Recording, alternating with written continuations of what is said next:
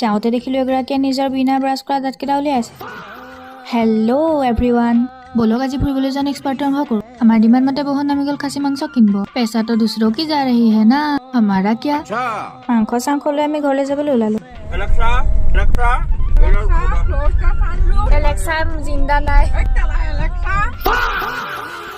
ঘৰ আহিয়ে ফটোশ্বুট চলি আছে। মিছ আফ্ৰিকা খিতাপটো জিকিবলৈ লওঁতেই মাতি দিলে ঢেকীয়া বুটলিব। আমি আমাৰ কেমেৰাত মুখ দেখাই কৰিয়ে আছিলোঁ। তেনেকুৱাতে দেখিলোঁ আমাৰ বৌ সৰুকাললৈ উভতি গৈছে। সৰুকালৰ খেল ধেমালিৰ সুপ্ত প্ৰতিভাটো এতিয়া জাগ্ৰত হৈ পৰিছে।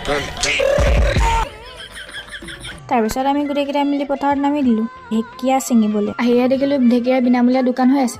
এইগৰাকীয়ে আকৌ কি প্ৰৱেশ কৰি আছে। টকাল ঢেকীয়াৰ মাজত মই আকৌ শ্লিম ফিগাৰৰ ঢেকীয়া বিচাৰি পালোঁ। কোনোবা এজনী আকৌ মুখতি একে বুলি কৈ দিলে পায়।